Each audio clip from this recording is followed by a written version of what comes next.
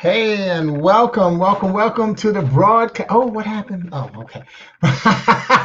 Welcome to the broadcast for Glue Monday. If this is your first time, Glue Monday was actually born from Glue Wednesday, whereas what I did on my Glue Wednesday broadcast, I created that based on Wednesday being a cliche, typical hump day, as they called it, because it was the middle of the 5 day work week. But I look, because I always think it's important, and one thing I'll say in my broadcast today is that we control our vocabulary rather than allowing our vocabulary to control us. Hey, good to see y'all. Thumbs up. Hey, what's up, Vic? You first, even. I say so anyway.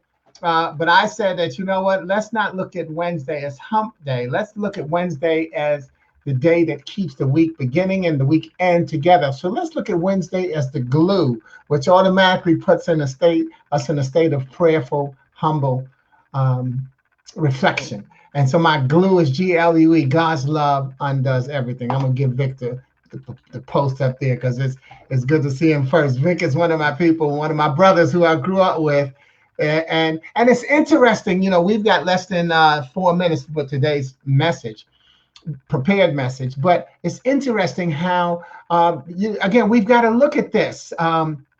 We got to look at this how technology has become more personalized. We see it's almost subconscious. Vic say, you know, like he'll say I'm late, and not just Vic. You know, some people will come on the broadcast and say, "Oh, sorry, I'm late." You know, or even they know they're watching the video and they'll say, "Hey, Sporty," as if it's live. We have become subconsciously more comfortable with technology than we sometimes give ourselves credit for. Because I'll always say to somebody when they say they're late, I'm saying, no, we saved you a seat. We saved you a spot. We saved you a seat. So start to see that. I want you to actually be conscious of how comfortable you are with technology so that you can see that you are someone who needs to be sharing that comfort with someone else who may just be a little skeptical and they just don't realize. Because how many changes in our lives have we experienced that we didn't think we were ready for, that we were good at, and then in the process they've become integral parts of our life that we couldn't do without, and we're so glad we made that change. Okay, so you know, anyway, I say that to say, like, I laugh when Vic, because he ain't saying, you know, sorry I'm late, I'm retired, I can't get up to be on at the live broadcast. You don't have to be on live. The majority of you are watching this as a tape. We've got less than 2 minutes for today's prepared message. The majority are watching it as a tape. But it's so interesting, and I loved it. I love the support. How many people want to be on live when it happens? So again, start to look at some of those things and realize that this is what we believe in. Yeah, it's Star Trek time for real. You're crazy, Vic. And I'm loving this new platform that I'm using. It's called StreamYard. It allows me to less than 2 minutes for the message. It allows me to click on and spotlight some of the messages in the feed that I look at as I go down through the broadcast. And that's kind of a lot of fun because, again, there's how I like to personalize it and keep it interactive. But again, I want us to get comfortable with technology because this is where we are. Like I said, it's not the new normal, it's the now normal. You have to live your life as if this is the way it's going to be until the day you die. That's how we need to be looking at this quarantine thing. And since you don't know when you're going to die, because it could be 6 minutes after the broadcast is over, why not have your last moment be one where you embraced what was going on around you and the joy that you added to people's lives? We got less than a minute for today's show. Hey, what's up, Roger Carroll? The Sporty fam, I love it.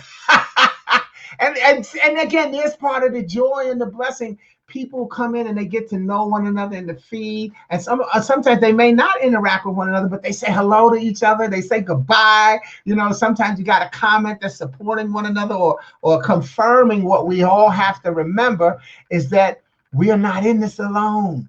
And so, so there's just so many good messages when we slow down and breathe and think about what they are. What's happening, Martha? Good to see you. Hey, Kevin, man, good to see you. You live every day and you only die once, right? You know what? And I saw that on a Snoopy cartoon. where Charlie Brown was saying to Snoopy, Snoopy, you only live once. And then Snoopy said, no, Charlie Brown, you only die once. You live every day. Great, Kevin. I want to put that on there. Let's let that walk us into today's message. And Kevin's my family from Montana. So right now I got my New York family on that I grew up with, my Chicago family that I came to meet toward the end of my corporate and beginning of my entrepreneurial career. Then my military family that I met in Montana when I started the next phase of my life in now living in Charlotte. See, so, it's great having all this family. Let's see what we got here. What Victor said. Okay, good. All right. Oh, if you wonder what I'm doing, I have I got two computers. And so what I did is I typed the message on one, because my other one, and I like to explain technology, by the way, because you have to adapt. And so what my main laptop, for some reason, oh no, it's not my laptop's fault. I'm out of ink. I was about to say, for some reason, it's not printing in black. Yeah, I'm out of ink, and I had to get some new ink. So I prepare my message, but I can't print it. So what I did is I put it on the other computer screen so that I can use the laptop to come on the broadcast, and then I have the message on the other screen, and so I put that on top. See, remember how we had to put things on top? You got to adjust. So I put that on top, and so that computer is now blocking my screen somewhat. So when I look around, it's so that I can see what's in the feed, and I can see what's in the feed, and then okay. So anyway, see. We make adjustments, y'all. But today my message is called, Are You the Carrier? As you can see in the description, Are You the Carrier? And my featured reading will be a poem that I wrote from my book, Do You Have Any Idea How Fine You Are? A poetic tribute to God's greatest gift to and source of mankind. Women. We have to remind the women in our lives that they are fine. So this is, do you have any idea how fine you are? Okay, and so that's where the message is coming from. So the poem is called The Carrier. The Carrier. And so, I want you to consider by the way, the book is available at my website, sportyking.com, and please do consider ordering your personal copy. However, if you'd like a copy of today's poem, you can just email at unclesporty@gmail.com, and I'll send you a colorful free copy that you can download, and you can hang it up or frame it. Either way. What we got here? Sporty, how you been, my brother? Good to see you, Renard. See, boom. See, now I haven't seen him in a while. Another one of my Chicago brothers. Meanwhile, this Wednesday, I want to let you know now, because you could be doing this during the broadcast. We just finished our alphabet series of last week, where I featured a different letter of the alphabet with each message. This Wednesday, I'm going to start the GLUE series. See, not just saying glue, the GLUE series, where each of my next 4 messages will feature one of the letters from glue. Glue one, God's love undoes everything. But so Wednesday's message will feature the letter G. If you like to co-author the message, those of you who have been with me before know how we do this. If you like to co-author the message, put a word beginning with the letter G in today's thread at any time, and then I will mix that word into my message on Wednesday. Okay? So the letter G is what we're going to, if you want to be a co-author of my Wednesday message, just put that word in the thread. Even if you're watching this as the video, you can still put your word in the thread. And what I do, and let me tell you my system, as I go through the comments at the end, I put a heart for love next to the words where if someone gives me a word that begins with the G, that way they stand out to me when I'm going back to put them together. And I usually like to, I throw a couple of comments and likes and this and that on other comments as well. Okay, but you got to have a system. All right. So anyway, I've chosen today's topic, Are You a Carrier? And the poem, because with all that's going on in today's world, we have to remember that there's always something else to focus on. And I'll talk about that focus after the poem. So here's the poem, The Carrier. Some say I'm just a carrier because I'll give it to you or her, and I know it'll get to him. See, I'm just a carrier. It's your choice to sink or swim. Oh, yes, I'm a carrier, in fact, with a capital C, because what I saw, I share as we go up and down, holding on to one another from opposite ends in spirit. A spirit that trusted me to lift you up as I went down. And as your thighs constrict in reflex to our ride, I told you how much fun you were having. And we laughed until we almost cried. And I told you how much fun you were having because I knew that there were others who had died. See, I'm just a carrier because I'll give it to you or her, and I know it'll get to him. I'm just a carrier. It's your choice to sink or swim. Let me tell you what I really like to do. I like to play. And I really don't care who I play with because I make the rules. If you and I swing, I'll tell you when to push. In fact, rest assured that we'll each have our chance to grip and pump. Then we can slide on our stomach, roll in that box, and climb as high as we dare before we let go and jump. I like to be tickled. How about you? And can you tickle with your tongue? They say that's what comedians do. And most of what we find funny will surely be true. I like to eat pie with my hands behind my back, then lick my lips and suck my fingers slow. Sometimes I even like to watch and listen or squeeze your cheeks and nibble on the tip of your nose. See, I'm just a carrier because I'll give it to you or her. I know to get to him. I'm just a carrier. It's your choice to sink or swim. And I like to ride. Short or long, front or back, it doesn't matter to me. Unlike when I'm diving into that pie, I like my hands to be free. And you talk to me differently, sometimes telling me to just sit back and relax because you got it all under control. In fact, when you say that, I just gaze up at you and smile and tell you there's no one else like you. You're one of a kind, the best in the whole wide world. I even tell you how I can't wait to let you sit back. Though in my mind, I know it'll be a long time before that comes. And, well, you know how it is. Your words become sounds to me as I close my eyes and move on to my next assignment. See, I'm just a carrier because I'll give it to you or her, and I know it'll get to him. I'm just a carrier. It's your choice to sink or swim. Oh, and by the way, what I carry is a message. My message reminds you to find the child within. God sent me to share my message with you and her because we all matter to him. I'm just a carrier. And you can choose to use your time to complain and sink, or you can recognize your chance to swim.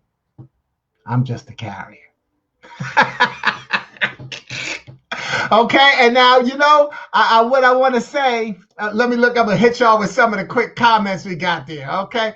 All right, boom, we got great. We got what Melvin said, like your beard. Thank you, Mel Hop. Mel Hop said, good to see you, man. Roger Carroll, hey, me. All right, okay, and okay, fan, one love. Okay, but just those comments were coming as your mind was working with the poem. But what you now get to do is go back with me over that poem, and I want to make some points. Number one, the poem is about some kids in a playground. Okay, in fact, that's the message. Catch your breath and go back and see the kids playing in the park. Because the number one, and so the points, I'm going to go back through the poem, but the number one point I want to make is that listening is the number one communication skill, yet is often influenced by perspective. How you see the world, and more importantly, how you see yourself impacts the choices that you get to hear. Let me do this. Getting ready. Okay, where's that thing? Okay. How you see the world, and more importantly, how you see yourself impact what you choose to hear. So here's a cartoon that I use when I'm talking about communication. Did it work? Did I lose it? Oh, man. Oh, so I can't post it? Let me see if I can do this. Copy. Click. Let me see. I can't post Oh, I can't post. I can only click on your comments. Okay. So I can't show you what I wanted to post unless this does that. What is this? Share a screen to see how this layout is unique. Aha. Okay, watch this, y'all. I might be able to do something. Okay. Let me see. Oh, I have to go back and learn that. But I just now found out that I can share the screen and then I could have showed you a picture. But anyway, I wanted to show you a picture. It's two old people sitting on the porch, and the guy says to his wife, he says, "In the moonlight, your eyes are as bright as pearls." And then the wife looks at him and says, "Who's Pearl and what were you doing in the moonlight with her?" And so that's why I wanted to show that poem to say that sometimes the listening is the number one communication skill, and we tend to hear what we want to hear. See, he was trying to be romantic and give her a compliment. Your eyes are as bright as pearls, and all she heard was pearl. And why were you in the moonlight with pearl? So it's the context. It's so important that when we communicate, we consider the context. So because of the context of the poem appearing in a book about women, one's mind could easily drift to the sensual language that I use to create the images of sexual intimacy, only to smile at the end when the messenger, who is me, delivers the painting of this pictures of kids in the playground. Okay, so let's look at some of those images. First, there were kids on a seesaw. And when we're on a seesaw, don't we say to one another, "Isn't this fun?" So let's listen to that line. "Oh, yes, I'm a carrier. In fact, with a capital C, because what I saw, seesaw, I share as we go up and down, holding on to one another from opposite ends in spirit. A spirit that trusted me to lift you up as I went down." It's a seesaw. "And as your thighs constrict in reflex to your ride, I told you how much fun you were having. And we laughed until we almost cried. And I told you how much fun you were having, because I knew there were others who had died." Yeah, some people have had accidents on the seesaw. Yeah, your mind. Don't worry, your mind doesn't need work. I'm just good at what I do. But that's why I make the point of the context of the thing. So here's the second one that got you. The second one is the swing, where we've taken turns. Haven't we taken turns being the person on the swing and being the one who pushes? And then that's going to be followed by the sliding board, where we go down face first and end up in the sandbox and on the monkey bar. So here's how that sounds. And let me tell you what I really like to do. I like to play. And I don't. Oh, I skipped one.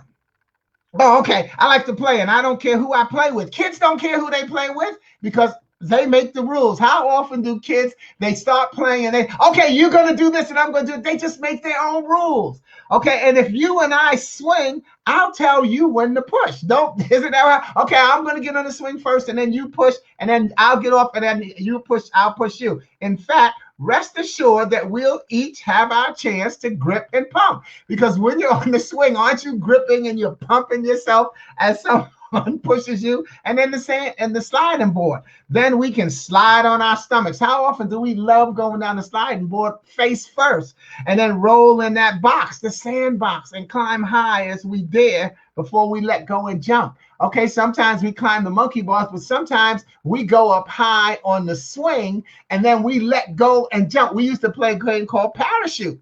When I was growing up, remember they had the two types of swing. They had the kid swing that had the bar that came down in front of you. And then they had the big kid swing where there was no bar. It was just you and the plank and the thing. And we would just swing, and then you get to a certain height, you jump off. So we swing as high as we could. And then we would do, we would play parachute and then jump off. Okay.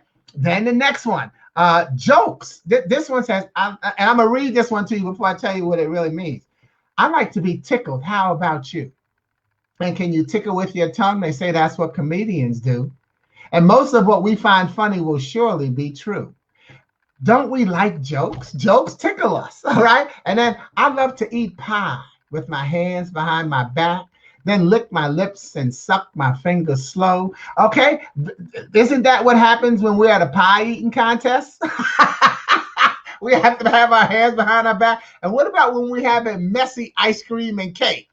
Okay, suck our fingers nice and slow. Okay, and then what? Have you ever, stuck the, when your mother was beating the cake, even if they use electrical, and you like to suck the icing and stuff? See, oh, y'all are feeling terrible, but feel good because I got you. That's what I do.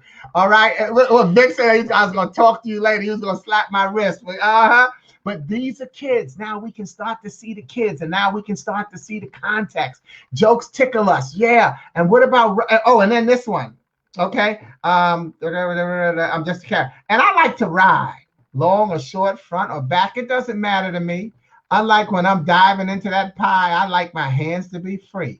And you talk to me differently. Sometimes telling me to just sit back and relax because you got it all under control. In fact, before I finish reading this, I want you to picture that you're riding in the car with your parents or someone who taught you to drive. You're riding, but preferably your parent. And how many of you has ever gotten a chance to drive the person who taught you how to drive? Okay. See, so, and you talk to me differently, sometimes telling me to sit back and relax because you got it all under control. In fact, when you say that, I just gaze up at you and smile and tell you there's no one else like you. You're one of a kind, the best in the whole wide world. I even tell you, I can't wait to let you sit back. Though in my mind, it'll be a long time before that happens. How many of us have gotten a chance to drive our parents or the grown-up who taught us how to drive? I know it'll be a long time before that comes. And well, you know how it is. After a while, your words just become sounds to me, and I close my eyes and move on to my next assignment. Yeah, I become so comfortable. I sit back and relax, and I go to sleep while you drive. You know what it reminds me of? Father's Day is coming up Sunday. My father, I used to have a rule. My father was a chauffeur, and he taught me how to drive. And I had a rule that I wouldn't sleep in anybody else's car but his. No one else's car would I go to. And you know what the funny thing is? I broke the rule. And the first time I broke the rule, I ended up I woke up in the hospital. Okay, no matter how tired I was, I wouldn't sleep unless it was my father at the wheel. And then I gotta have a spiritual connection to that, which I don't have prepared, but I just thought of it. I can rest when I know my father's at the wheel. See, there's always different things in everybody's message. That's why it's important when you recognize that you're being controlled, considered and chosen as a messenger. How consistent is your message? Will somebody take it away, and what will they see? Okay, but the first time that I went to sleep when my father wasn't driving, I ended up in a car accident, and it wasn't our fault. And in fact, so much so that I'm not just saying that. So much so was it not our fault that we won money in the court case, and what I did, I took my money and went and bought a car. Okay. But anyway, so that's the thing. That my father was one of my first messengers.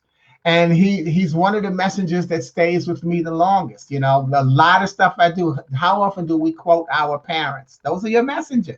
My mother used to say, my father used to say, and I remember each time, the first time I said that. Because, we tend to say it even while our parents are alive. You know what? My mother always said, or my father always said, and we're saying it because, they've just said it. But then when they die, the first time you say they always said or used to say, it actually now has new meaning. And I remember when that happened with me for both of my parents, because as it turns out, in fact, I had a speaking engagement the day after my father died.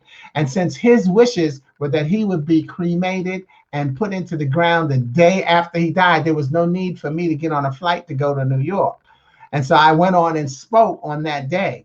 And something happened during my engagement where I brought up the fact that, well, you know what, my father died today. And I tell you what it was, because maybe the story doesn't sound so good out of context, but a woman, she challenged me about, well, how can you be telling us that we need to do this and this and blah, blah. And I just looked at her. I said, you know what? My father died today. I said, I didn't need to come here. I didn't need to come here, but I knew that it was important that y'all get this message. There was a group of people who were 50 plus and who were unemployed. And so it was a job skills training program. And she was saying, hi, hey, we're 50 plus. And, how you going to come up here and tell us that? I said, you know what? I didn't have to come. But I knew that y'all needed this message. That's the type of messenger I am. That's the type of messenger you are. When the people who need your message, will you show up? Because you're going to show up spiritually, if not physically. They're going to remember what you said. What was the last thing you said? How did you deliver your message the last time you had an opportunity to deliver your message? See, it doesn't go away. So neither does the poem. So like I said, my father was one of my first messages, and he stays with me. And I wish I could show you. I really had this set up nice. I wish I could show you the next cartoon, because the next cartoon would have shown us a dose of the message that we really need today. And man, I wish. Wait a minute. Let me see. Is there a way? No, I'm not going to even experiment with trying to figure out how to. Oh, wait a minute. Wait a minute. I might be able to figure out how to show y'all a picture real quick. Aha! I figured it out. Share the screen was easiest with two monitors. Okay. Share screen. Share screen. All right. Boom. Here was the first picture that I wanted to show y'all. Where is it? It's not up there. Oh, here it is. Share it. Go. Remove from screen. Hang in there, y'all. Stop sharing. Oh, man, it didn't share it. Oh, I got to try it one more time. I'm going to try it one more time. Because, add to stream. Oh, okay. Okay. Boom. Open this up. Do I have to open it up from the bottom? I think I do. I think I have to open it up from here.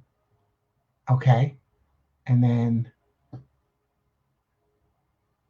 okay. My bad. I didn't do this part. Watch this, y'all. Boom. Boom. Is it sharing? Okay, I have to stop.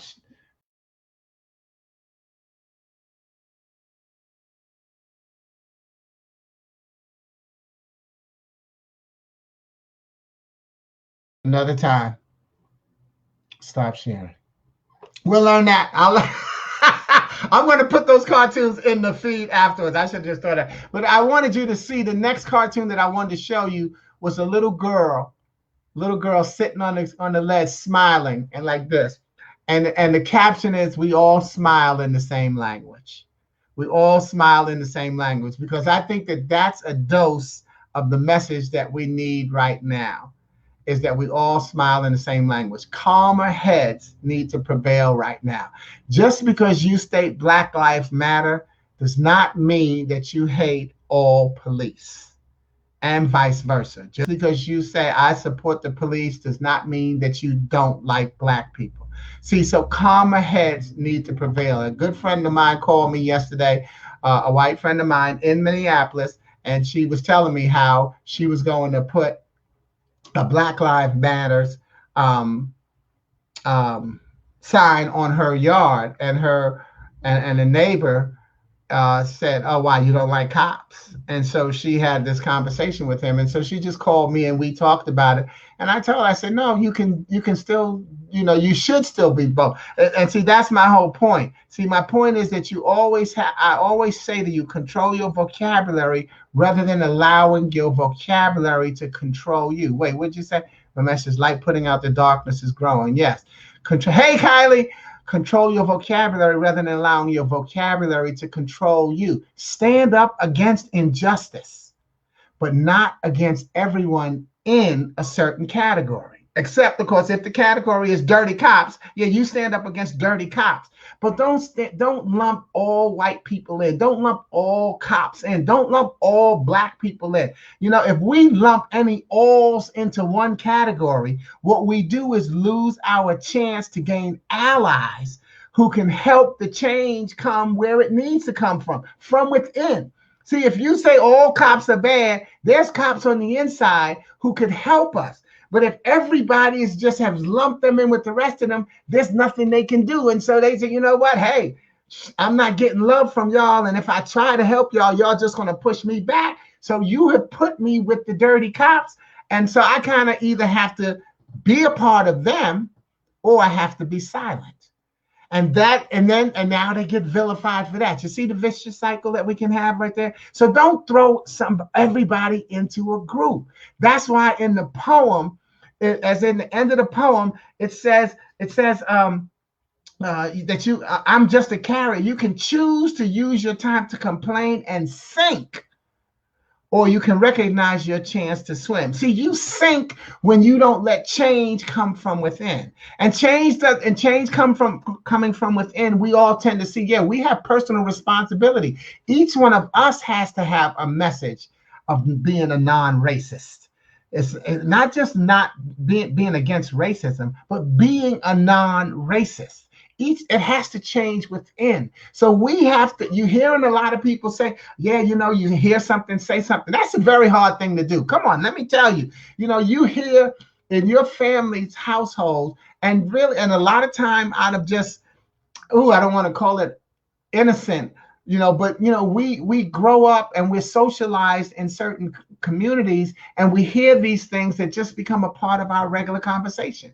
Just like we're saying, cops are dirty, all black people are like, stereotypes. Oh, the Irish people do this. Oh, the Jewish people, and a lot of times the people in our family who say it, according to the context, say, oh, that's just Sporty saying that. Oh, that's just my grandpa. He grew up in that. And we let it go.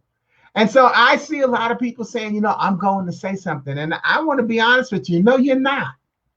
If you're if you're used to hearing certain people say certain things, it's going to be really hard. If they've been saying that for 60 years, you think that they're going to now change it because of 60 days we've been quarantined? I don't think so. But be honest. Can you stop saying it? See, you stop saying it first. Now you can slowly, maybe at least, they may not stop saying it, but maybe they'll say it less. Maybe they'll rethink how to say it, but you can't change them if that's who they are. Don't frustrate yourself with them saying, oh man, I didn't stop him or her from saying that. Am I part of the problem? No, you're not. Just make sure that you don't say it. As you model who you are, that's what a messenger does. We have to model who we are. So that's why I say, we can't lump the alls into one category and then lose our chance to gain allies who can help the change come from within where it has to come from.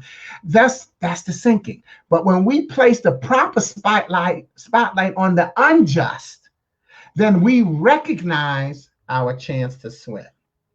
Because the spotlight has to be on the unjust.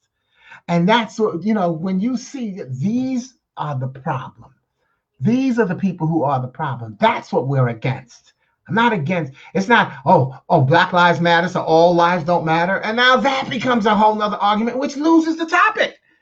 Yeah, maybe we should have a month of each, every month a different type of life matters. Or how about let's do it every week? Let's every week we have this type of life matters. We got enough lives to go through a year. I'm sure we got more than 52, but I'm sure we easily got more than 30. We can make it every day. We can do whatever we want. But guess what? Your life matters.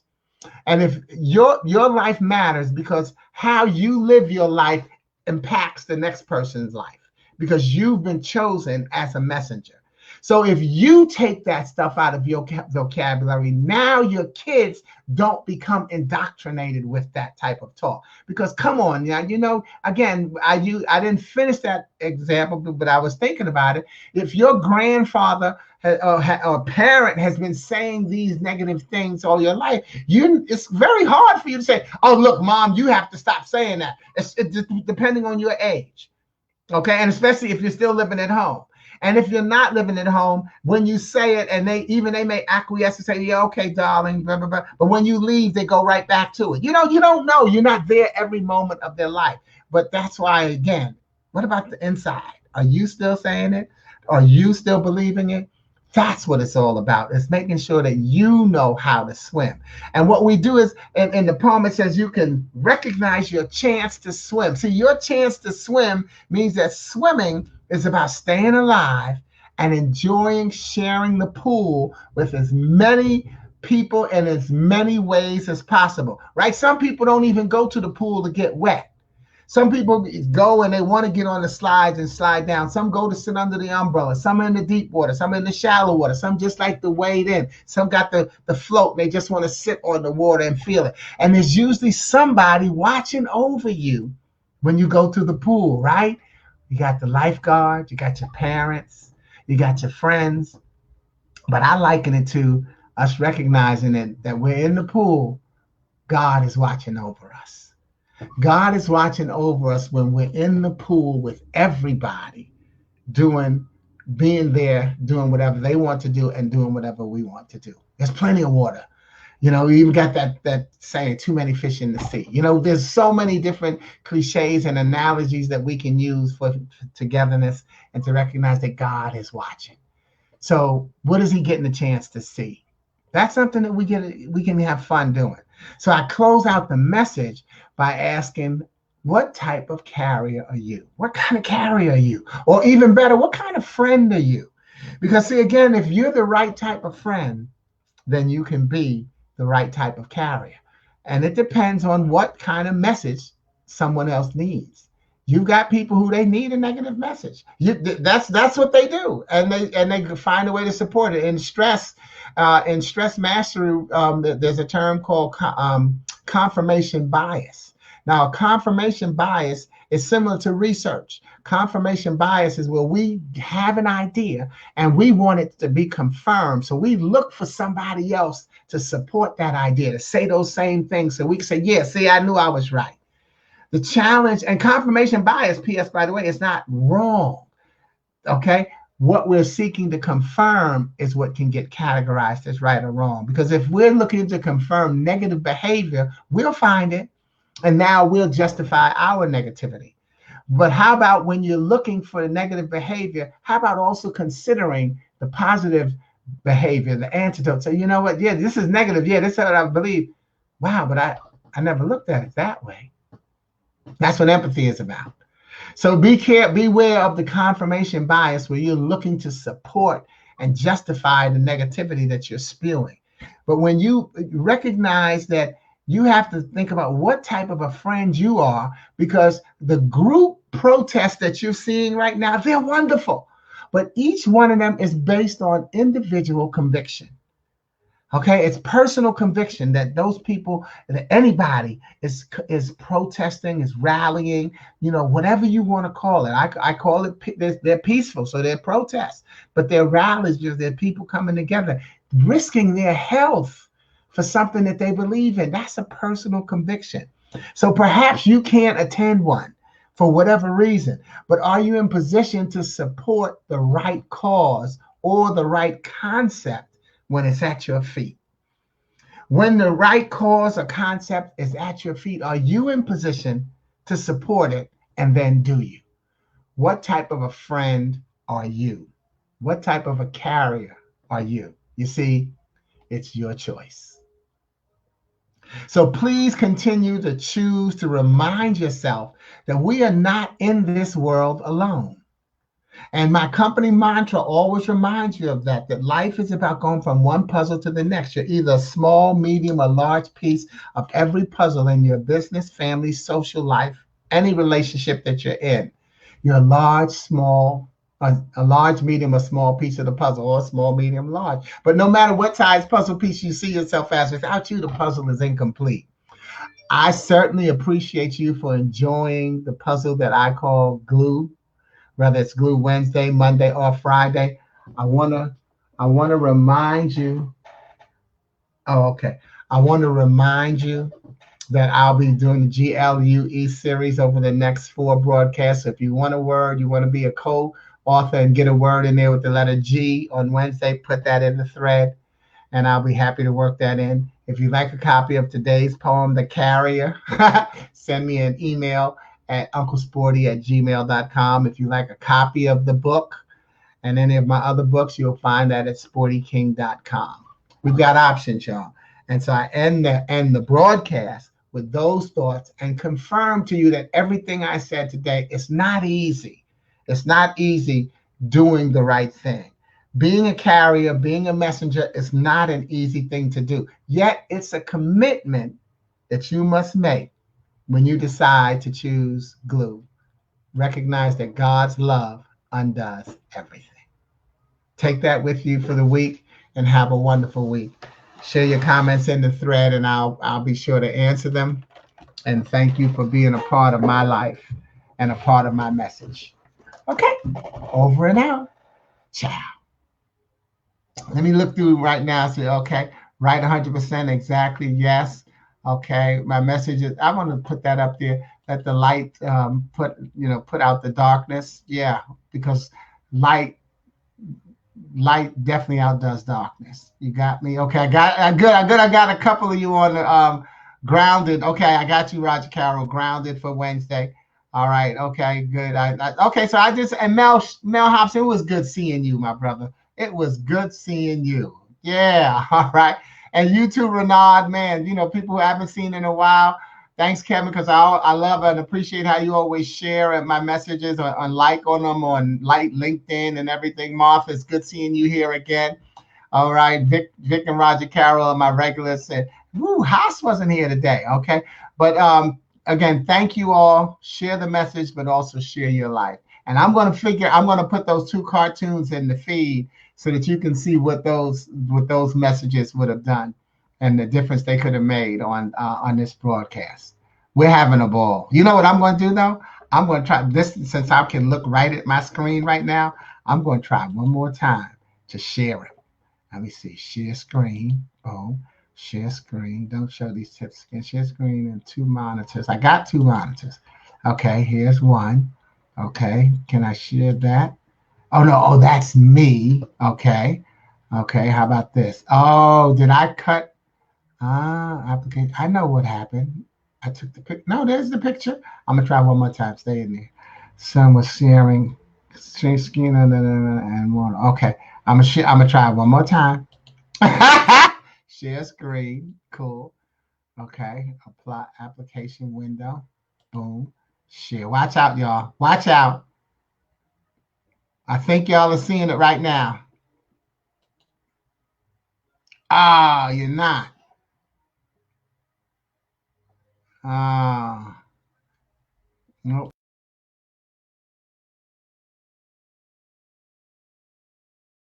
Yeah. Okay. Anyway, so much for that experiment. I'll have it down packed for Wednesday's message, though. God bless you. Take care, and I'll see you again. Ciao.